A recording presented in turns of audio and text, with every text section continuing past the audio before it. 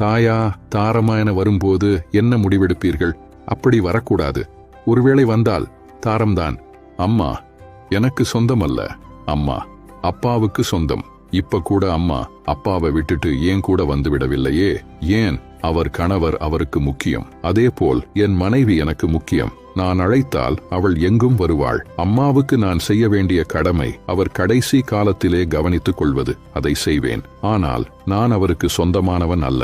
என் மனைவிக்கு என் மேல் உள்ள உரிமையை பாதிக்காதவரை அம்மாவுக்கு என் மேல் உரிமை உண்டு. அவருக்கு அனைத்தும் செய்ய வேண்டியது என் கடமை. நான் இல்லைனாலும் அவருக்கு ஒரு மகன் உண்டு, மகள் உண்டு. ஆனால் மனைவிக்கு அப்படி அல்ல.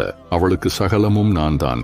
சிறுவயதில் அம்மா முக்கியம். கல்யாணமான பின்னும் அம்மா முந்தானையை பிடித்துக்கொண்டு ஒரு மகன் நடந்தால் அவன் அம்மாவின் வளர்ப்பு முழுமையாக இல்லை என்று பொருள். சமயம் வந்ததும் பால் கொடுப்பதை நிறுத்துவது போல மனைவி வந்ததும் சிறிது விலகவும் அம்மாவுக்கு தெரிய வேண்டும். மகன் விலகாவிட்டால் விலக்கிவிடவும் தெரிய வேண்டும். மகனுக்கு அவன் கடமையை சொல்லிக் கொடுப்பவள்தான் உண்மையான முதிர்ந்த அறிவுள்ள தாய். தன் சுயநலத்துக்காக மனைவியா நானா என்று முடிவெடு என்று சொல்லும் தாய் நல்ல தாய் அல்ல.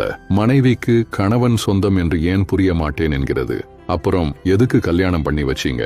சீதனம் கொண்டு பொண்ணுக்கு கல்யாணம் பண்ணிடவா?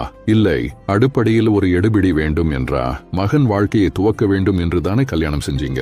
அப்புறம் தாயாதாரமான்னு கேட்டா என்ன பைத்தியக்காரத்தனமான கேள்வி இது? இந்திய மாநிலங்களில் மட்டும்தான் தாயின் மீதுள்ள அன்பை மகன் நிரூபிக்க மனைவியின் உரிமைகளை விட்டுதர வேண்டும் என்று நினைக்கும் மனோபாவம் உள்ளது. இது தப்பு. இருவருக்கும் என் மேல் உரிமை இருந்தாலும் மனைவிக்குதான் நான் சொந்தம். தாய் என்னிடமிருந்து கடைசி காலத்தில் பராமரிப்பை எதிர்பார்க்கலாம், அவ்வளவே.